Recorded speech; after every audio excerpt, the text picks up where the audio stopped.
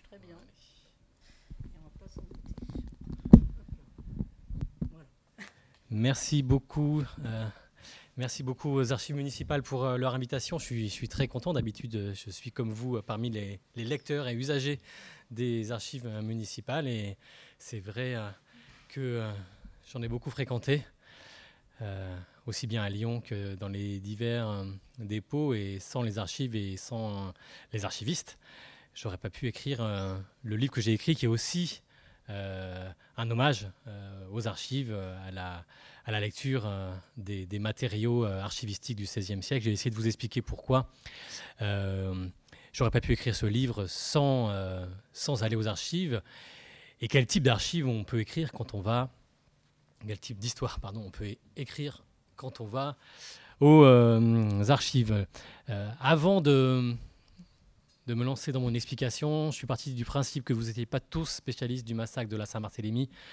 Et je vous donne juste quelques éléments de contexte pour que vous compreniez ce dont je vais vous parler ce soir. Ça se passe en 1572. Normalement, vu votre âge, vous avez tous vu La Reine Margot de Chéreau. Moi, c'est quelque chose qui m'a beaucoup marqué quand j'étais jeune. C'est un film qui date de 1994. Quand la Saint-Barthélemy surgit le 24 août 1572, on est en période de paix. On est en période de joie, de fête, puisque on est en train de célébrer un beau mariage, un grand mariage, qui est censé réconcilier enfin les Français déchirés. Ce mariage, vous en avez entendu parler, c'est le cœur du film de Chéreau. Il a lieu le 18 août 1572, donc 6 jours avant le massacre. Et quand on est au 18 août, on ne sait pas bien sûr qu'il va y avoir un massacre le 24 août. Le 18 août, un mariage incroyable, magnifique, entre Marguerite de Valois, la sœur du roi, la fille de Catherine de Médicis, c'est la sœur du roi Charles IX, catholique, d'un côté, et de l'autre, Henri de Navarre, futur Henri IV, chef militaire des protestants. Donc un mariage de raison, organisé par la reine-mère, Catherine de Médicis, pour enfin réconcilier les Français. Pourquoi est-ce qu'elle veut réconcilier les Français ? Parce qu'on est au cœur de cette période qu'on appelle les guerres de religion, qui a commencé en 1562 et qui voit s'opposer très régulièrement les armées protestantes et les armées du roi de France. Le protestantisme en France, dans la décennie 1560, c'est à peu près 10% du royaume, 2 millions de Français, beaucoup de nobles, beaucoup de gens puissants, cultivés parmi les protestants. Le protestantisme est légalisé grâce à Catherine de Médicis depuis 1562, ce qui est inouï. Jusqu'à présent, au XVIe siècle, au Moyen-Âge, le roi a pour tâche et pour but d'exterminer les hérétiques. C'est même dans son serment, dans le serment de son sacre. 1562, le protestantisme est légalisé. Les catholiques radicaux, les catholiques fanatiques, vont s'y opposer ardemment, disant qu'il est inconcevable de vivre avec des hérétiques, que vivre avec des hérétiques menace leur salut, que personne n'entrera au paradis si on accepte d'avoir dans sa rue, dans sa maison, dans sa famille, un protestant. Donc régulièrement, à partir de 1562, à partir de la légalisation du protestantisme, des conflits naissent entre protestants qui veulent plus de droits, qui veulent droit de culte total, liberté de conscience totale, qui veulent accéder au conseil du roi, qui veulent des droits. Donc des conflits éclatent entre les protestants qui veulent plus de droits et les catholiques, surtout les catholiques radicaux, qui veulent exterminer, éradiquer le protestantisme. Une première guerre en 1562, qui finit en 1563, je ne vais pas toutes vous les faire. Troisième guerre de religion entre 1568 et 1570, qui se termine comme d'habitude par un édit de paix, qui s'appelle l'édit de Saint-Germain, qui est signé en août 1570 et qui, à nouveau, légalise le protestantisme, donne le droit de culte aux protestants et liberté de conscience. Et pour, cette fois-ci, asseoir la paix, pour dire on veut une paix durable, Catherine de Médicis a cette idée, qui est une idée assez classique dans la diplomatie d'Ancien Régime, faire s'unir des représentants des partis opposés, faire s'unir une catholique avec un protestant. Donc vous voyez, le 18 août, On en est là. On est à l'opposé de ce qui va se passer. Mais personne ne le sait. C'est très important, et dans mon livre, j'y reviens souvent. Le massacre de la Saint-Barthélemy n'a pas été prémédité. On n'a pas décidé d'un mariage pour attirer les protestants dans une souricière et leur couper la gorge. Catherine de Médicis veut faire la paix.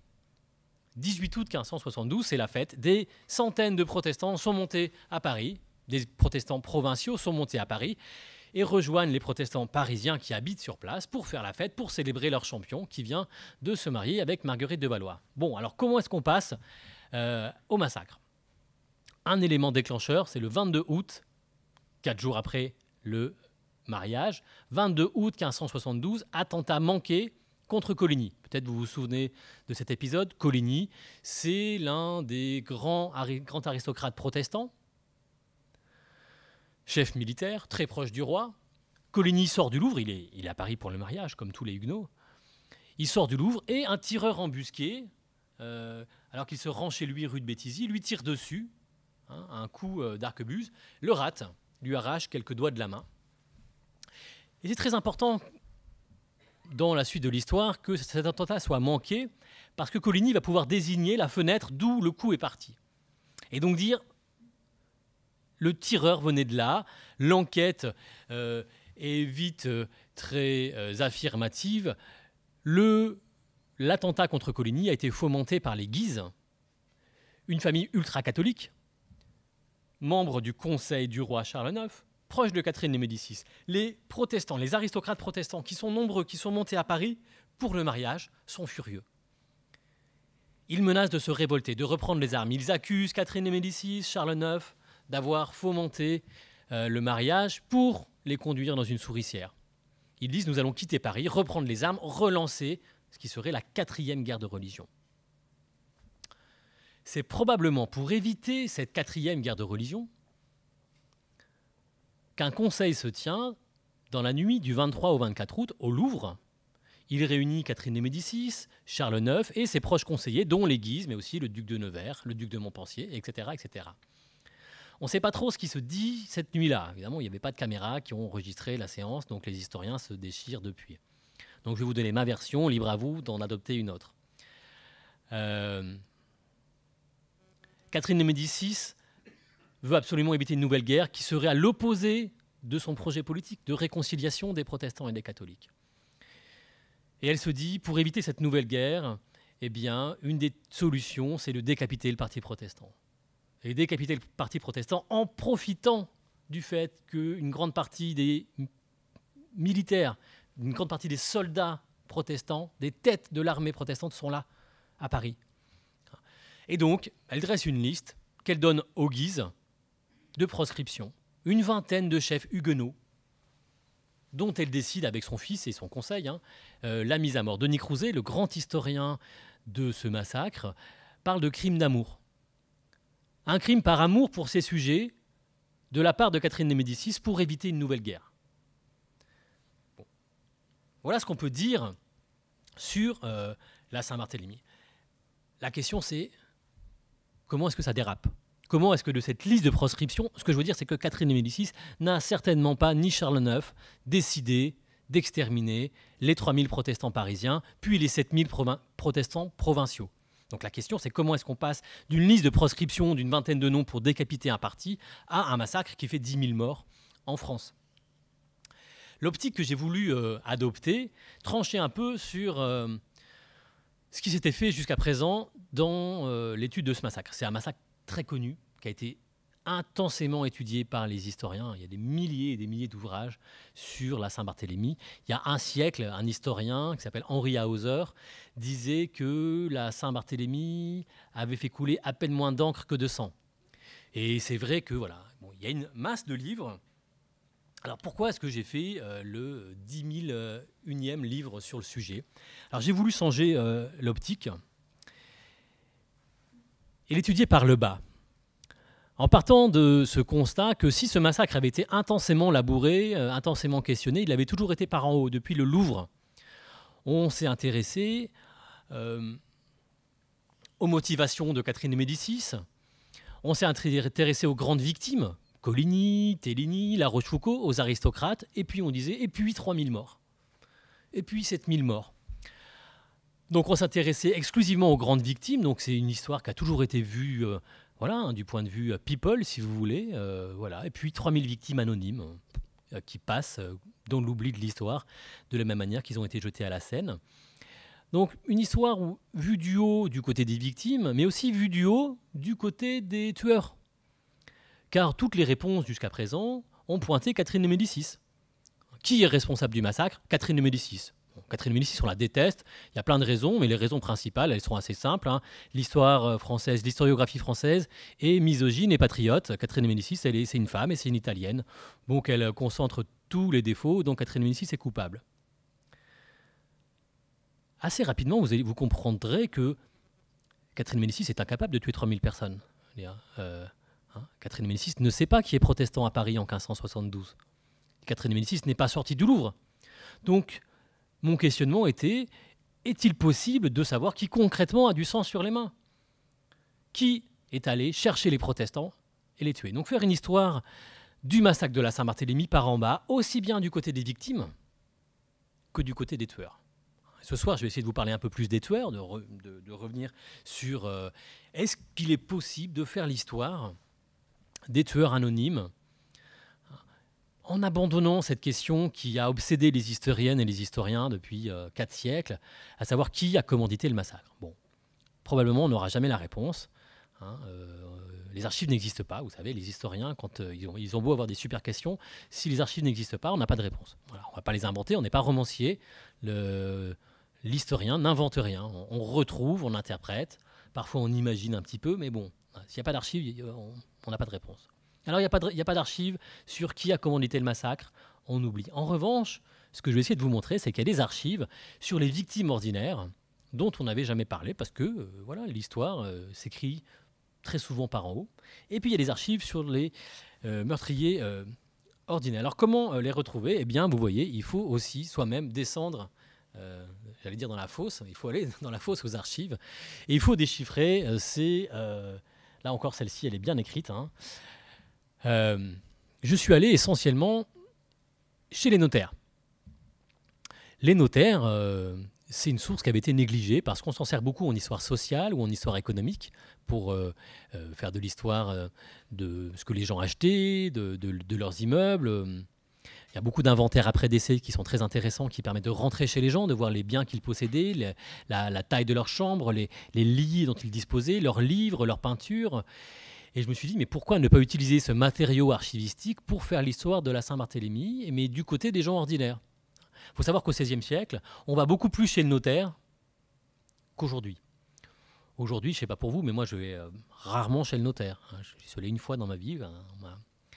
Au XVIe siècle, on va chez le notaire pour payer son loyer. On va chez le notaire quand on achète un cheval.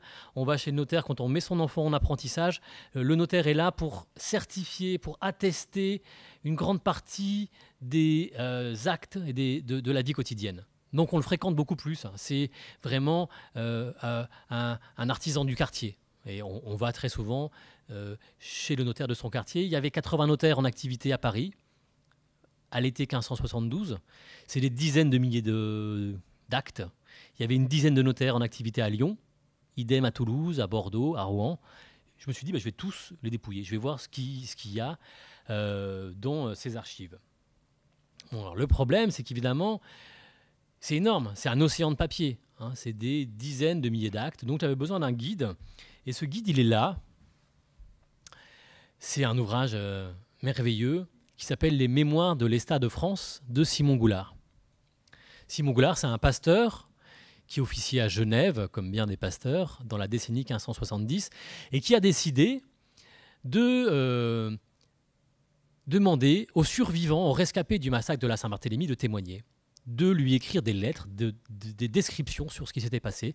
Et il a publié un livre absolument magnifique, Les Mémoires de l'État de France, dans lequel il raconte des histoires de Saint-Barthélemy à Lyon, à Paris, à Meaux, à Bourges, un petit peu partout où il y a eu des massacres, et il donne des noms. Il donne des centaines de noms. Et très souvent, il n'a pas été pris au sérieux, Goulart, parce que c'est un protestant, et donc c'est une œuvre pieuse. Son but n'est pas de faire œuvre d'historien, mais de créer des martyrs. Son but est de montrer que les protestants sont des élus de Dieu, et que leur souffrance s'insère dans le grand dessein divin. Ce que j'ai voulu faire, comme un peu un travail de policier, si vous voulez, ou un travail de journaliste, c'est de croiser les sources. C'est comme ça qu'on fait de l'histoire. On ne peut pas croire un témoin, on ne peut pas croire Goulard. Les protestants, de manière, même si n'était pas protestant, la question n'est pas là, on ne peut pas croire un seul témoin, ça ne suffit pas.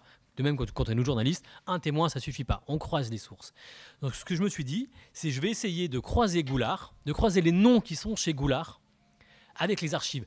Et si je croise des archives qui correspondent à Goulard, j'aurai des histoires, et c'est ces histoires que je vais raconter dans mon livre. Alors je vous en lis une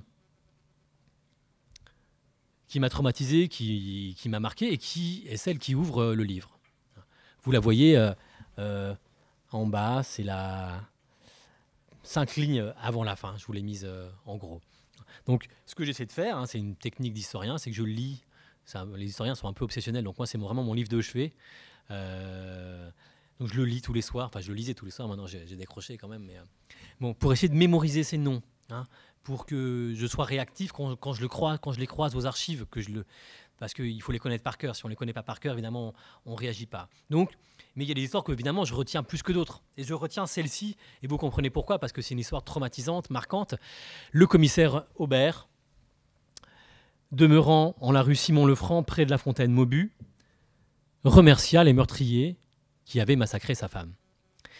Évidemment, je me souviens de cette histoire parce que c'est traumatisant. C'est l'histoire d'un mari qui se réjouit de la mort de sa femme à la Saint-Barthélemy et qui remercie les meurtriers. C'est aussi pour vous dire, et je l'explique dans le livre, comment on écrit l'histoire qu'au présent. Je pense que si j'avais été un historien de 1950 ou de 1850, j'aurais pas retenu cette histoire comme je l'ai retenue. J'aurais pas eu envie de parler de cette histoire comme j'ai eu envie d'en parler. Moi, j'ai écrit en 2020, à l'époque où l'on parle des féminicides, où l'on parle des violences faites aux femmes. Et on n'en parlait pas. Cette histoire, elle existait déjà en 1950, sauf que personne ne l'avait vue. Et moi, si je l'ai vue, c'est pas parce que je suis meilleur que mes prédécesseurs. C'est parce que, en vivant en 2020, je suis plus sensible à ces histoires et j'ai envie de les raconter, et j'ai envie de les raconter à mes contemporains. Et j'espère que dans 100 ans, les gens qui referont l'histoire de la Saint-Barthélemy diront que j'ai fait n'importe quoi, que je me suis intéressé à des choses sans aucun intérêt, car les violences faites aux femmes n'existent plus. Il n'est plus question d'en parler. Et puis, je suis passé à côté des violences faites aux animaux, par exemple, dans la Saint-Barthélemy, et que c'est ça tant mieux, l'histoire progresse comme ça, en s'intéressant à des nouveaux sujets.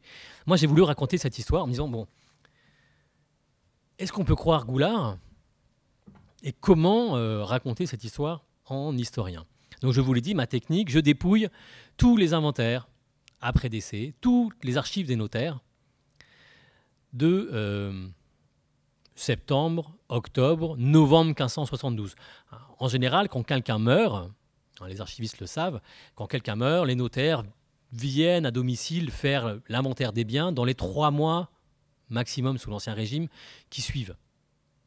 Donc je me dis, bon, bien, si je prends tous les inventaires après décès qui sont signés à Paris entre septembre et novembre, je vais tomber sur des protestants, forcément des victimes de la Saint-Barthélemy, et puis des petites victimes.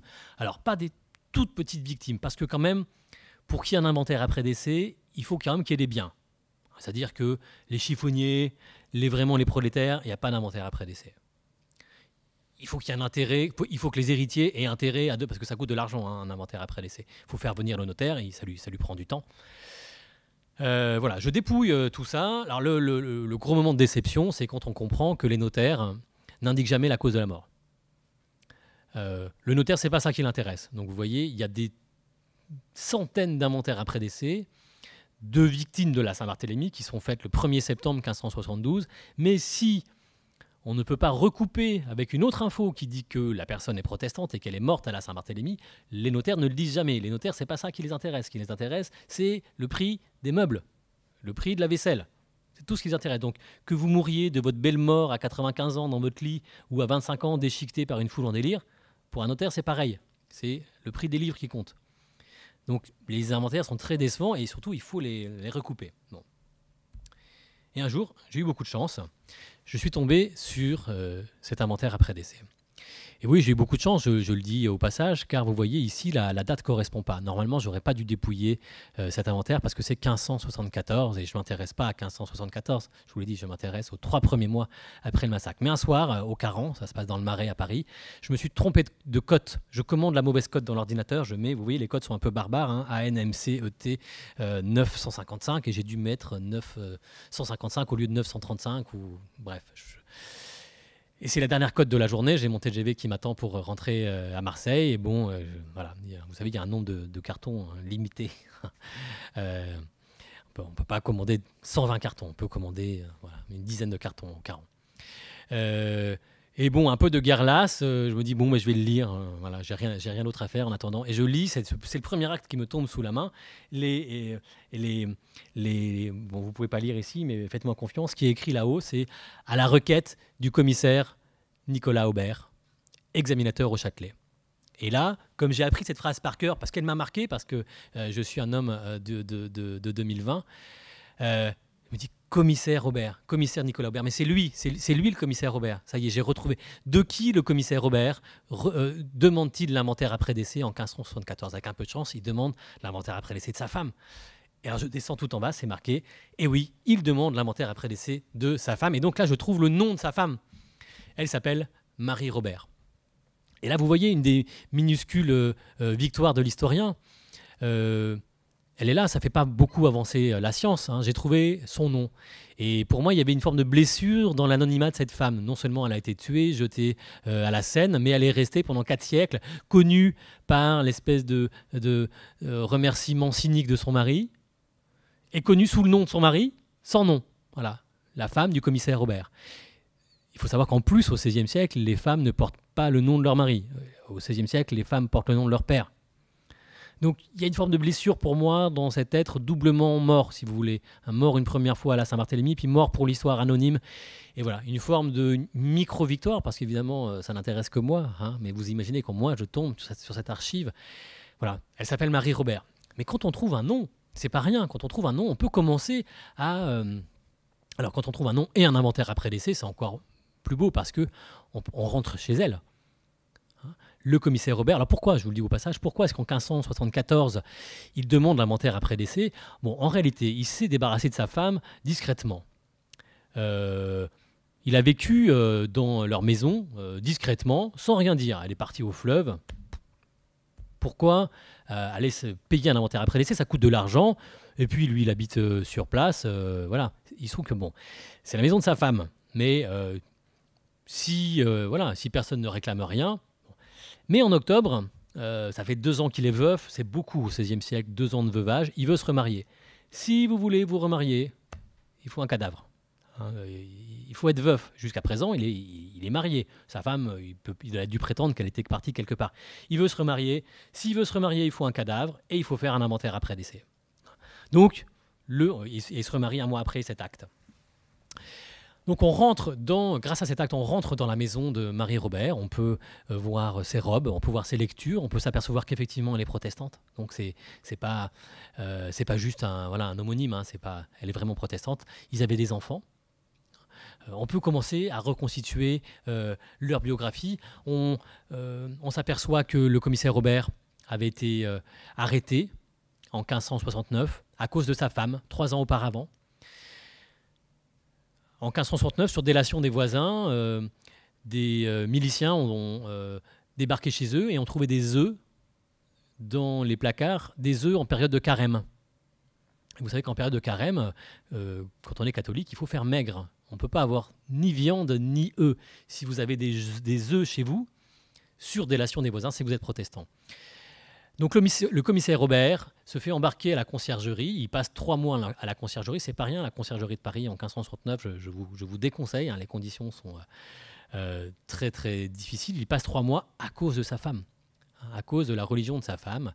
Donc sans doute il noue une haine tenace envers sa camp. Mais là vous voyez, j'imagine, hein, j'en sais rien. Tout ce que je vous raconte, je ne sais pas. Là pour le coup, j'ai pas d'archives c'est mon imagination qui travaille. C'est plausible.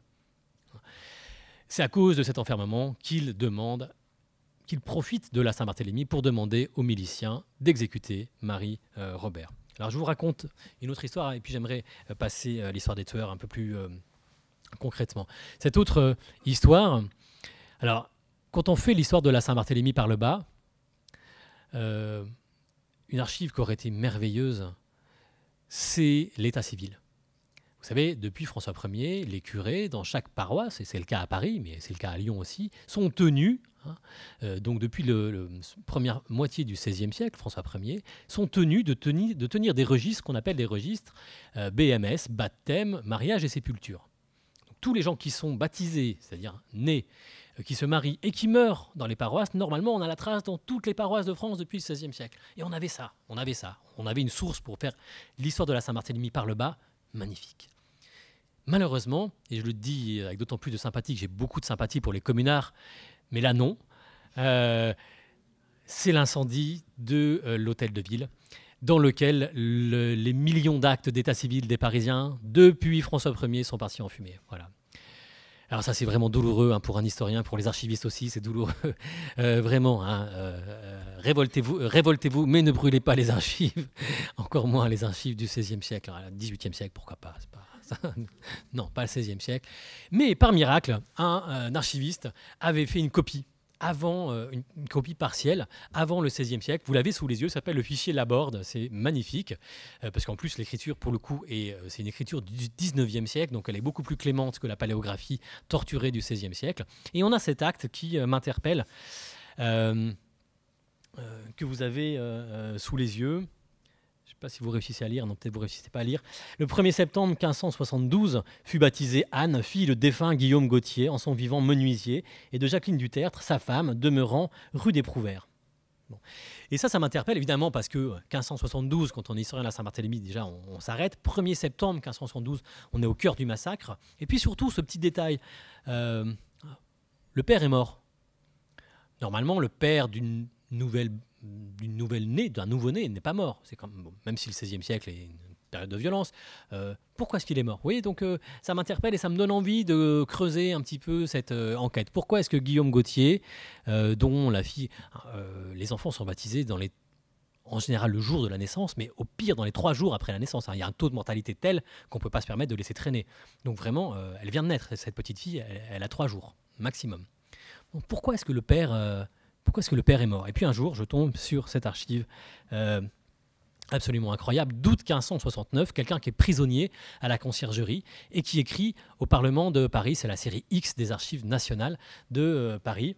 Vu par la cour, les interrogations et confessions faites par devant l'un des conseillers d'Issel par Guillaume Gautier, maître menuisier, en la rue d'Éprouvelle, prisonnier à la conciergerie, comme prétendu être de la Nouvelle Opinion. Alors là, vous voyez, je bondis de joie. J'ai quelqu'un qui s'appelle Guillaume Gautier.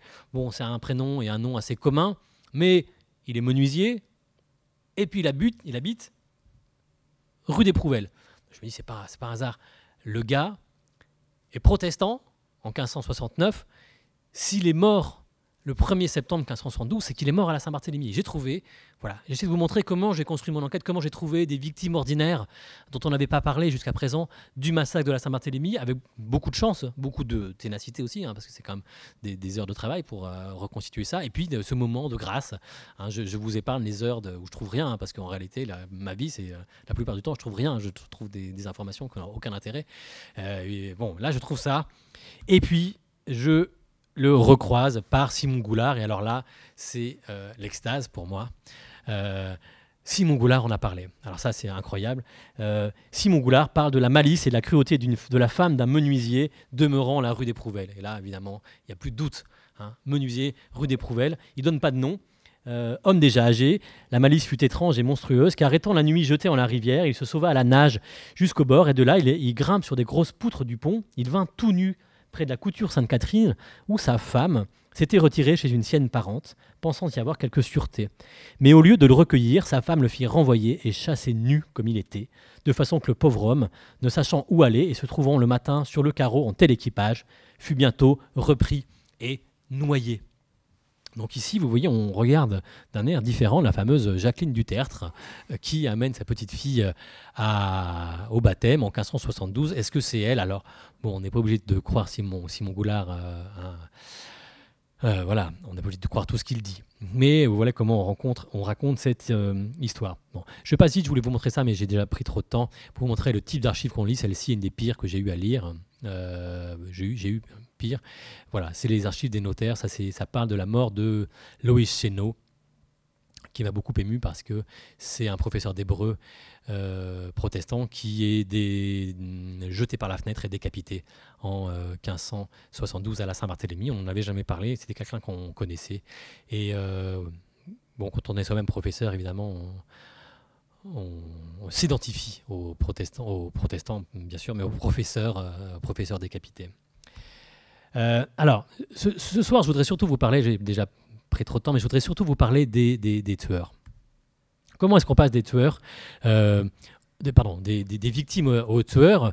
Un jour, j'ai eu beaucoup de chance en cherchant l'inventaire après décès de Nicolas Aubert. Je savais que Nicolas Aubert, le commissaire, le meurtrier de sa femme, était mort en 1583. Donc je me suis dit, à mes heures perdues, je vais dépouiller tous les inventaires après décès de 1583. J'ai rien trouvé. J'ai pas du tout trouvé l'inventaire après décès de Nicolas Aubert. D'ailleurs, si vous voulez faire cette enquête, s'il y a des étudiants parmi vous, l'enquête est ouverte. Je serais content de la voir.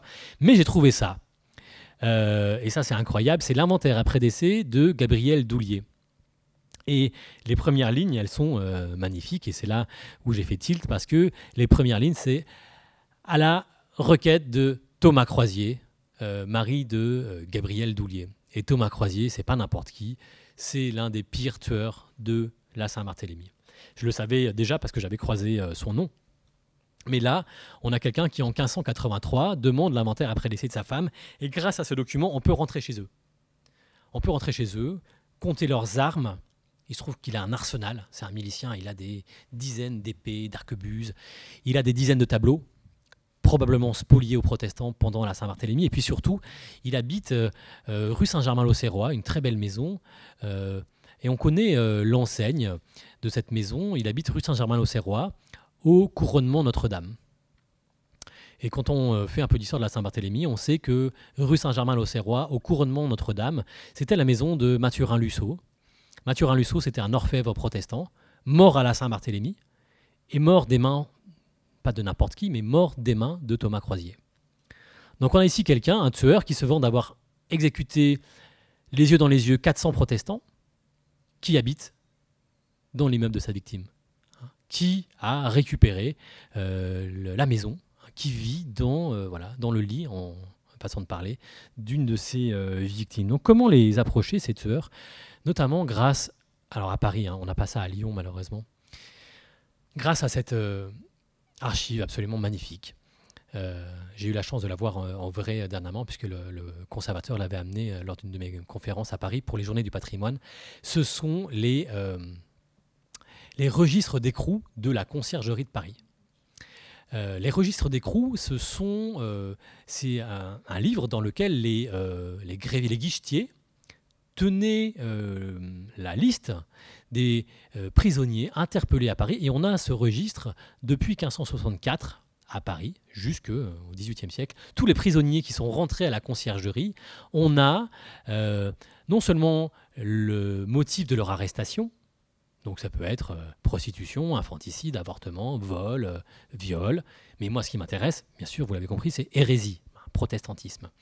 On va voir la liste de tous les protestants arrêtés à Paris depuis 1564. Et c'est très important parce que ça va me permettre de faire l'histoire de ce qui s'est passé entre les victimes, entre les futures victimes et leurs futurs tueurs un petit peu avant, et de dire ceci qui m'importe beaucoup dans mon livre, que le massacre n'a pas surgi sur un coup de tête dans la nuit du 23 au 24 août 1572. Il a été préparé de longue date, sans être prémédité. C'est ça qui est important à articuler. Il a été préparé, et là, sous les yeux, dans ce livre, vous avez les heures et les années d'entraînement des tueurs. À quoi les tueurs se sont entraînés? Eh bien, ils se sont entraînés à arrêter les protestants, à les jeter en prison, à les laisser croupir. Et le savoir-faire de la Saint-Barthélemy, il est là essentiellement. On va chercher les protestants, bien sûr, on apprend du coup leur visage, parce que c'est pas marqué sur leur visage qu'ils sont protestants, il faut le savoir. On apprend leur adresse, on apprend leur nom, on apprend un savoir-faire qui est interpeller quelqu'un, le jeter en prison. Il se trouve que dans ce livre, on a ici l'annuaire non seulement des futures victimes de la Saint-Barthélemy, ça c'est pas tellement surprenant que les protestants arrêtés en 1568, Ils vont être tués en 1572. Mais surtout, ce qui est passionnant dans ce recueil, c'est qu'on a toujours le nom des personnes qui arrêtent les protestants entre 1564 et 1570. Et qui arrête les protestants entre 1564 et 1570? Les tueurs, les futurs tueurs de la Saint-Barthélemy. C'est ce que je vais essayer de vous montrer. Ici, vous avez le motif de l'arrestation en haut à gauche, hérésie. Donc c'est ça qui m'intéresse. Vous avez la date qui est écrite en bas. Là, ça se passe en 1568 ou 69. Enfin, c'est la troisième guerre de religion.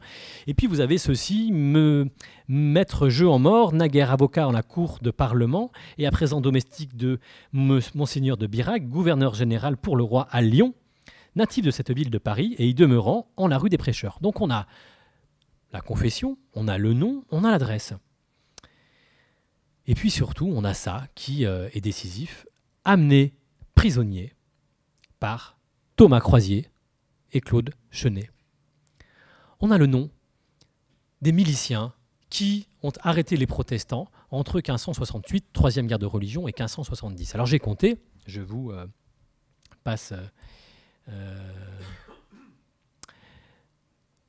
les calculs, mais j'ai compté, il y a 504 emprisonnements à la conciergerie de Paris pour hérésie entre octobre 1567 et août 1570. Août 1570, c'est la paix. Après, il n'y a plus d'arrestations. Sur ces 504 arrestations, 3 hommes sont responsables de plus de la moitié des arrestations. Ce sont ces militants-là. 3 hommes, leur nom, Thomas Croisier, Claude Chenet, Nicolas Pezou, qui sont des miliciens, qui sont des militants, qui sont des catholiques fanatiques.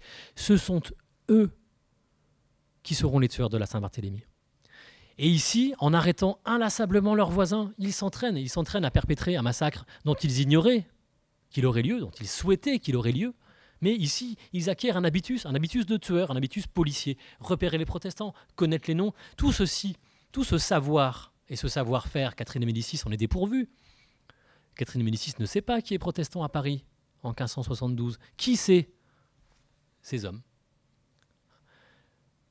Ma thèse, c'est que la Saint-Barthélemy n'est pas commise par des milliers de Parisiens, elle est commise par une grosse dizaine de miliciens.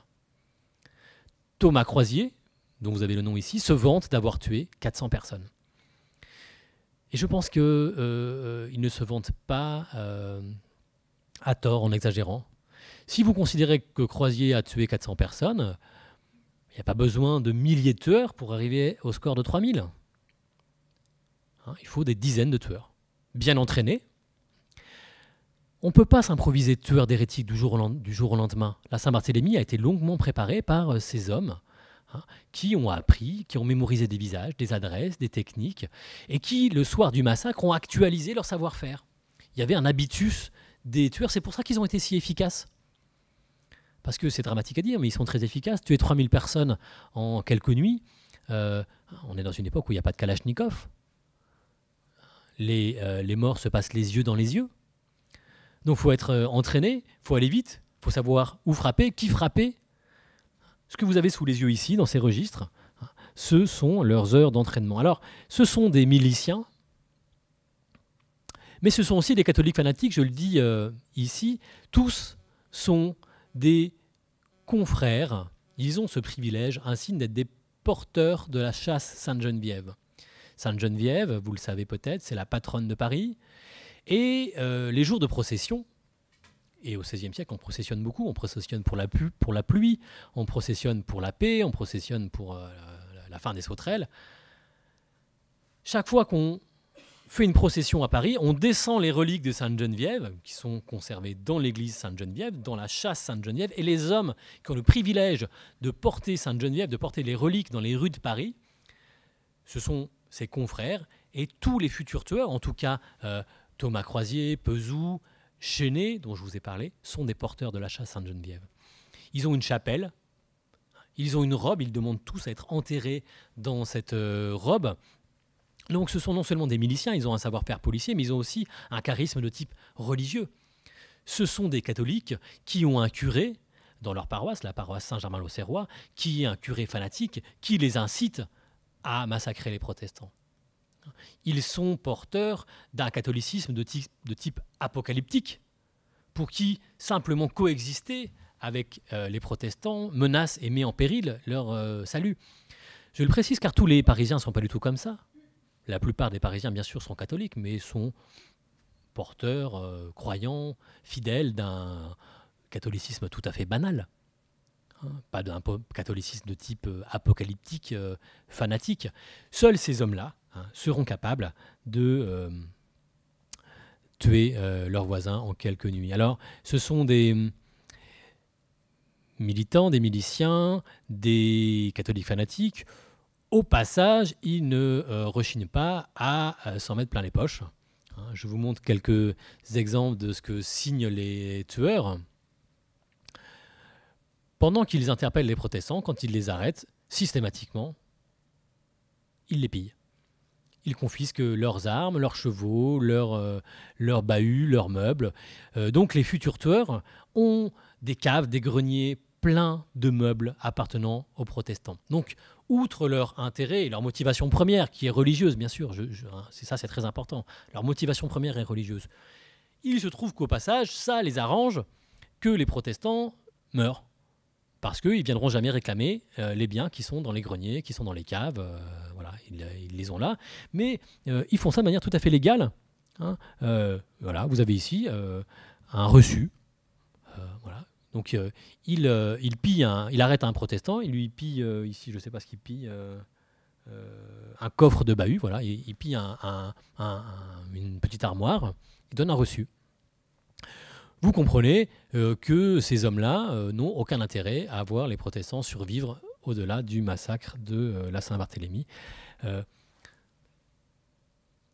Les protestants se plaignent, et se plaignent beaucoup, ils se plaignent au Parlement de ces emprisonnements arbitraires, de ces confiscations nombreuses. Quand ils se plaignent toujours des mêmes personnes. Pas de 50 miliciens, pas de 100 miliciens, ils se plaignent de Thomas Croisier, de Claude Chenet, de Pezou et de leurs proches collègues. Ici encore, ça désigne un petit milieu très circonscrit de catholiques fanatiques, de militants, pas des milliers de Parisiens, pas le peuple.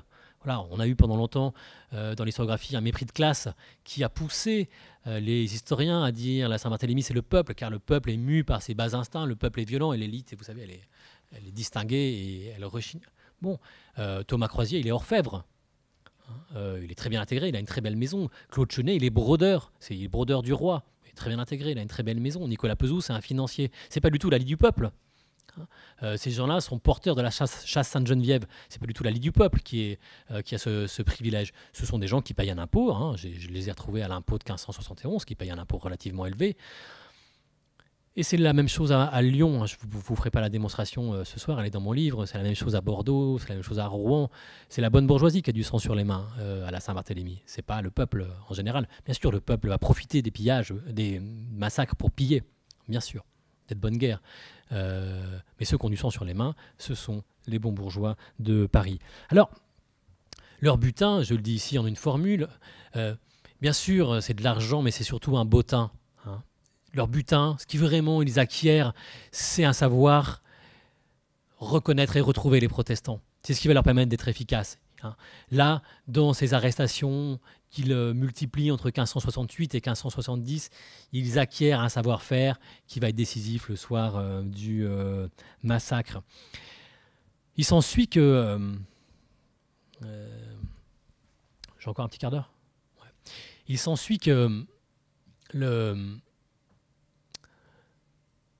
le massacre de la Saint-Barthélemy est un massacre qu'on peut qualifier de massacre de proximité. C'est un massacre de voisins sur leurs voisins. Retrouver les noms comme je l'ai fait, c'est pas seulement une passion d'érudit qui est obsédée par Simon Goulart et retrouver les noms, évidemment, j'ai cette obsession. Retrouver les noms des victimes et des tueurs, c'est montrer que ces victimes et ces tueurs avaient de longue date des relations, qu'ils se connaissaient, qu'ils vivaient ensemble les uns à côté des autres, qu'ils allaient au même marché, qu'ils travaillaient ensemble, qu'ils étaient des collègues, qu'ils vivaient dans la même rue. C'est très important de dire ça, la Saint-Barthélemy, contrairement à ce qu'on en longtemps dit, c'est pas un massacre de mercenaires avec une foule anonyme en délire qui se jette sur des proies anonymes qu'elle ne connaît pas. Les tueurs connaissent leurs victimes, les ont déjà arrêtées 10 fois auparavant. Les victimes connaissent leurs tueurs, et leur ouvre la porte. C'est un massacre poli, entre gens qui se connaissent. C'est pas une armée de mercenaires qui défoncent des portes et qui tirent au hasard. Et c'est très important pour comprendre notamment ce que Denis Crouzet appelle la grammaire des violences. Car si c'était une armée de mercenaires qui avait saccagé des proies anonymes, ils auraient tué les protestants, mais ils s'en seraient tenus là. Dans la Saint-Barthélemy, il y a un au-delà de la mort. On ne se contente pas de tuer les protestantes et les protestants, on les défigure, on leur arrache les yeux, on leur coupe la langue, on les éviscère, on les émascule. Si on est un mercenaire qui a pour seul intérêt de tuer quelqu'un, une fois que la personne est morte, voilà, le boulot est fait. Là, dans le type de violence qui est appliqué notamment aux yeux, il se dit quelque chose du fait que que le tueur connaissait sa victime. Quand on connaît sa victime, on est beaucoup plus violent parce qu'on veut faire cesser cette connaissance et cette reconnaissance. On veut faire cesser cette ressemblance. On veut rendre le protestant enfin monstrueux. Comme le dit le curé, ça fait des années qu'il dit que les protestants sont des bêtes, que les protestants sont des diables. Bon, eh bien, le massacre, c'est l'occasion de montrer que le curé a raison en rendant les protestants enfin monstrueux. C'est-à-dire qu'on va les rendre monstres en les défigurant. La grande angoisse des guerres de religion, c'est la grande angoisse de beaucoup de guerres civiles, c'est rien qui ressemble autant à un protestant qu'un catholique. Et c'est ça qui est insupportable à ses voisins. C'est que les protestants sont là parmi nous, indétectables. Le massacre, c'est l'occasion de enfin les rendre détectables. Les protestants, dans le massacre, ressemblent enfin à ceux qu'ils ont toujours été, c'est-à-dire des diables, des monstres, des bêtes. On va les rendre bêtes par la violence. Bon, tout ceci, des mercenaires ou une foule anonyme ne commettraient pas ce genre de violence sur les corps des victimes. Il faut qu'il y ait une socialisation commune de longue date. On sait très bien que notamment les crimes conjugaux, les crimes d'amour, les violences commises sur les corps, sur les cadavres, sont très différents des violences commises, par exemple, pour les crimes crapuleux. Ce n'est pas du tout le même type de violence. Bon. Je vous raconte cette histoire de Marie Passard très vite, pour vous montrer que cette histoire de proximité, c'est vraiment de la grande proximité. Marie Passard, elle est protestante, elle a 7 enfants, elle est enceinte. 1569, elle a été arrêtée par Thomas Croisier, comme tout le monde. Elle écrit au Parlement pour dire, bon voilà, je suis en prison, je suis enceinte, je voudrais sortir. Le Parlement prend pitié et l'autorise à sortir, à condition qu'elle rentre, non pas chez elle, parce que son mari est protestant, il s'appelle Pierre Ferré, il habite rue Saint-Denis. Il dit non, vous n'allez pas rentrer chez votre mari protestant, vous allez retomber dans l'erreur, vous allez aller chez votre beau-frère, qui s'appelle Jacques Le Peultre, qui habite aussi rue Saint-Denis et qui lui est catholique. Donc elle est libérée à condition de tenir résidence chez son beau-père et donc ses neveux par alliance. Les Le Peultre, elle y passe quelques mois, puis elle finit par rentrer chez elle. Voilà. Donc elle y passe quelques mois à l'été 1569. Voilà, ça c'est ce que je viens de vous raconter. Quand on croise ces archives du Parlement de Paris avec Simon Goulard, on trouve cette histoire. Qui est-ce qui, le soir de la Saint-Barthélemy, débarque chez Pierre Ferré et Marie Passard? Les neveux. Les neveux Le Peultre, dont je viens de vous parler, qui avaient hébergé leur tante, un peu contraints et forcés, mais qui connaissaient très bien leurs victimes. Voilà l'histoire telle qu'elle est racontée par par Goulard, bien sûr de manière fictive, mais comme c'est un grand écrivain, parfois la fiction dit plus de vérité que la réalité. Je vous lis l'histoire. Mon oncle, c'est aujourd'hui qu'il faut que vous et ma tante, qui avait été tante opiniâtre, allez à tous les diables. Et sans respect de parentage ni d'excuse quelconque, les firent promptement habiller, puis les menèrent à l'abreuvoir Poupin. Et à la fin, on jeta leur corps en l'eau. Ici, Goulard dit tout. Il dit ce mélange de précaution et de cruauté qui est typique des guerres civiles. Le mon oncle, l'adresse, vous voyez, elle n'est pas d'une brutalité inouïe, puis surtout cette petite précaution qui, bien sûr, elle est inventée par Goulard, mais elle dit quelque chose de très vrai. Et les romanciers, parfois, disent plus de choses vraies que les historiens. Les tueurs font s'habiller leurs victimes. Et ça, cela dit quelque chose, cela dit une vérité sur l'intimité des tueurs et des tués. Ce n'est pas des mercenaires qui vont chercher des gens qui dorment et qui les balancent tout nus à la rue. Ils les font s'habiller, et ça n'empêche pas qu'ils les tuent. Mais il y a un mélange ici de douceur et de cruauté qui est typique des guerres de religion. Alors les tueurs, eux aussi, agissent en proximité. Et c'est très important pour banaliser à leurs yeux, pour routiniser l'acte de tuer. On tue avec ses collègues, on tue avec ses neveux. Donc on tue ses proches avec ses proches. Et c'est très fréquent dans l'histoire des massacres. À Toulouse, par exemple, ce sont 2 frères. Vous l'avez sous les yeux, le massacre est commis par les 2 frères d'El Peuech. Et c'est des choses qu'on retrouve dans la Shoah par balle, par exemple, que cela contribue à banaliser l'acte de tuer que de commettre les pires horreurs avec vos proches. Car celui qui, à vos côtés, tue aussi des enfants, vous le savez, ce n'est pas un monstre, c'est votre frère. C'est pas un monstre, c'est votre collègue, et ce collègue, il est bien sympa, il a des enfants, il est super sympa avec ses enfants. C'est un bon père de famille. Donc, les gestes extraordinaires sont d'autant plus efficaces qu'ils sont coulés dans des habitudes et des routines ordinaires qui sont ici rendues palpables par la familiarité des tueurs avec les autres tueurs. Ce n'est pas une foule anonyme qui agit avec à ses côtés des êtres anonymes. C'est pas comme ça que ça se passe, la Saint-Barthélemy, parce que ça n'aurait pas eu cette efficacité-là. Les tueurs agissent en groupe, mais en groupe d'interconnaissance. Et ils se rendent dans les maisons de gens qu'ils connaissent. Alors, voilà, Croisier, à Lyon, les assassins, c'est des groupes d'hommes qui se connaissent. Le grand tueur lyonnais, c'est André Morgneux. Mais il agit avec son neveu, qui s'appelle Maurice Poculot, puis avec un ami qui s'appelle Claude de Fenoil. C'est ces hommes dont je cherche les testaments là, qui sont aux AD. Voilà. J'aimerais bien, parce que j'espère que c'est des testaments apocalyptiques, mais j'ai aucune preuve. Dernier détail qui est aussi inventé par Goulard, mais qui, à mon avis, dit des choses très justes. Voilà. Au début, je ne l'avais pas lu, et puis je me suis revenu dessus, parce que dans son récit, Goulard dit toujours très souvent cette chose, et au début, ça ne m'avait pas marqué, puis finalement, je me dis, mais vraiment, il dit quelque chose de très juste sur la Saint-Barthélemy. Chaque fois qu'il commence son récit, et ça commence par les tueurs sonnent à la porte, tirent la clochette, tirent la sonnette. Alors on peut balancer ça en disant c'est juste une technique de narration, mais je pense que non. Je pense que Goulard, même si c'est fictif, parce qu'évidemment il n'était pas là, il dit quelque chose de très juste. Et peut-être que même les témoins ont glissé ça, et là il nous livre à mes yeux la clé du massacre. On sonne à la porte, c'est pas des mercenaires qui défoncent des portes à grands coups de botte.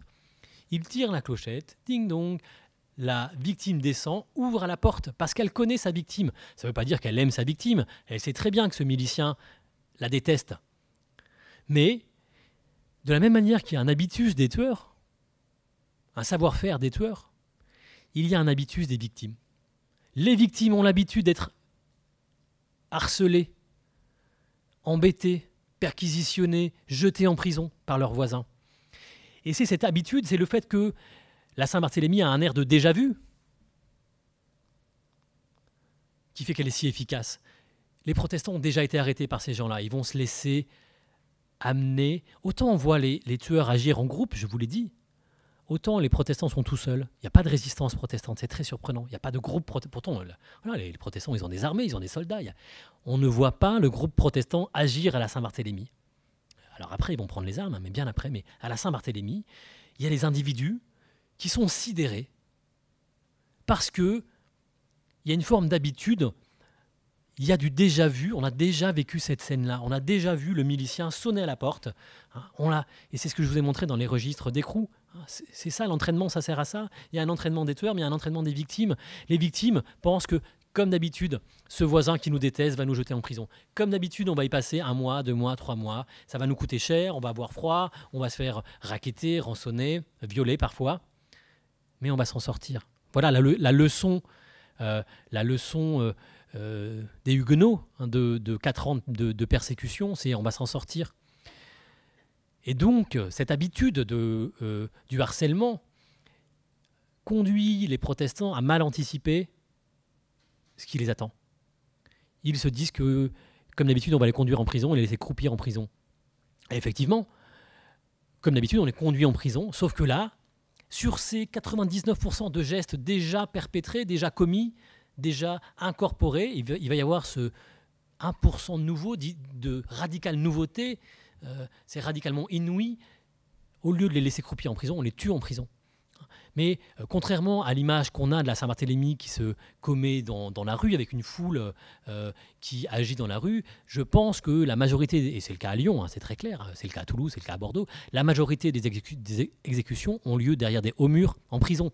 Les protestants se sont laissés cueillir parce qu'ils avaient l'habitude de ce genre d'exécution. Alors je finis juste, bon, je voulais vous parler de... c'est pas un hasard, à Paris, j'ai retrouvé leur localisation. Les tueurs habitent quasiment tous en bord de Seine, dans cet endroit qui porte tristement bien son nom, Vallée de Misère. Aujourd'hui, quai de la Mégisserie. Je vous montre ici parce que il n'y a pas d'index, c'est un document qui fait des dizaines de milliers de pages et j'ai retrouvé, donc j'étais un peu fier, donc je vous montre ma fierté.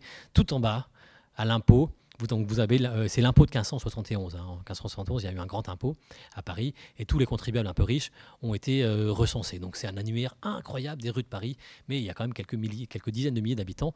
Et quand on arrive à Vallée de Misère, tout en bas, regardez le nom, c'est Thomas Croisier. Thomas Croisier habitait Vallée de Misère. Évidemment, c'est pas sans importance parce que c'est un lieu incroyable pour se débarrasser des cadavres en toute impunité. Il habite sur la Seine et tous ses collègues habitent sur la Seine et les prisons sont sur la Seine. Et d'ailleurs, tous les témoignages disent ceci, hein, que les cadavres ont été évacués comme ça. Il y a même un témoignage incroyable qui dit que Croisier avait une maison sur la Seine avec une trappe qui l'ouvrait et qui permettait directement de balancer les cadavres à la Seine. Et ça, c'est ce que vous voyez au fond sur le pont. Il y a des maisons sur les ponts avec des trappes qui donnent directement à l'eau. Donc on n'a pas besoin d'imaginer des foules en délire qui tuent leurs voisins. Les voisins peuvent avoir cru dans un premier temps simplement à amener comme d'habitude les protestants chez les miliciens ou amener comme d'habitude les protestants en prison. Et c'est là que les protestants se laissent tuer. Alors très rapidement, une conclusion sur la conclusion. Ouais, il est tard. Bon, je vous ai fait une peinture très très noire de l'humanité. Je voudrais finir sur une touche un peu moins triste, lyonnaise qui plus est. Aux archives départementales de Lyon, c'était pas au municipal, mais bon, j'espère en trouver au municipal, on trouve ce genre d'actes qui sont incroyables chez les notaires. Ici, c'est Augustin Cerise. Augustin Cerise, il est protestant, c'est notoire, tout le monde le sait. Il est orfèvre à Lyon. Et ses voisins catholiques acceptent de faire un geste incroyable, aller devant notaire et jurer qu'ils ont vu Augustin Cerise à la messe et qu'il est bon catholique. C'est un faux certificat de catholicité, c'est un faux papier. Enfin non, c'est un vrai papier, mais c'est un vrai mensonge. Si vous voulez, Augustin Cerise n'était pas du tout catholique, personne ne l'avait vu à la messe, ou alors son sosie, mais... donc on a ici des gestes d'humanité comme ça. Alors pour conclure, si vous voulez... j'ai beaucoup insisté sur les tueurs, mais les tueurs ne sont qu'un des visages possibles de la Saint-Barthélemy, et il faut insister sur la vaste palette d'attitudes possibles face au massacre. D'un côté, on a une poignée de tueurs, pas des milliers, des dizaines de tueurs, qui ont choisi de tuer, parce que rien ne les obligeait à tuer. De l'autre côté, on a une poignée de justes, les sauveteurs que vous avez sous les yeux, qui ont accepté d'aller devant notaire ou de cacher des huguenots.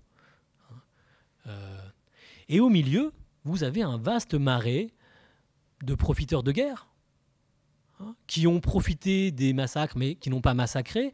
On a des gens qui n'ont pas profité mais qui se sont réjouis en silence de la mort de leurs voisins. On a des gens qui ont été dégoûtés en silence de la mort de leurs voisins, choqués mais qui n'ont rien dit, qui n'ont rien fait, qui n'ont pas résisté. On a des gens qui ont protesté oralement mais qui n'ont pas agi physiquement. Toutes ces attitudes, tous ces possibles existent devant le massacre de la Saint-Barthélemy. Qu'est-ce que ça veut dire ? Et c'est une conclusion un peu philosophique. Ça veut dire que même dans un massacre aussi intense que la Saint-Barthélemy, même dans un temps aussi paroxystique que la Saint-Barthélemy, demeure aux acteurs une liberté. Rien n'obligeait les tueurs à tuer. On n'avait pas une sorte de culture religieuse, de normes au XVIe siècle qui poussaient les catholiques à tuer parce que la plupart de leurs contemporains n'ont pas tué, la plupart de leurs contemporains ont condamné, ont été dégoûtés par ces violences. Qu'est-ce que ça veut dire? Ça veut dire qu'il ne faut pas se laisser convaincre par ce relativisme absolu qui existe aujourd'hui de plus en plus en histoire et en politique. Quand on invite par exemple à la repentance, on a des hommes politiques qui vont dire non mais on n'a aucune raison de se repentir. À l'époque ça se faisait. Non mais pas du tout. Ça se faisait pas du tout. Voilà. Au XVIe siècle, il y a une morale. Au XVIe siècle, il y a des lois. Au XVIe siècle, il y a la Bible. Ça ne se faisait pas du tout de tuer des femmes et des enfants. C'était déjà immoral, c'était déjà illégal, c'était déjà condamnable, ça a déjà été condamné. Donc rien ne nous oblige à regarder les horreurs du passé avec un œil bienveillant sous prétexte que ça se passait au XVIe siècle ou en 1962 ou en 1965. La morale existait déjà. La liberté existait déjà. Les tueurs ont choisi de tuer. Ils auraient pu faire toute autre chose. Je vous remercie de votre attention.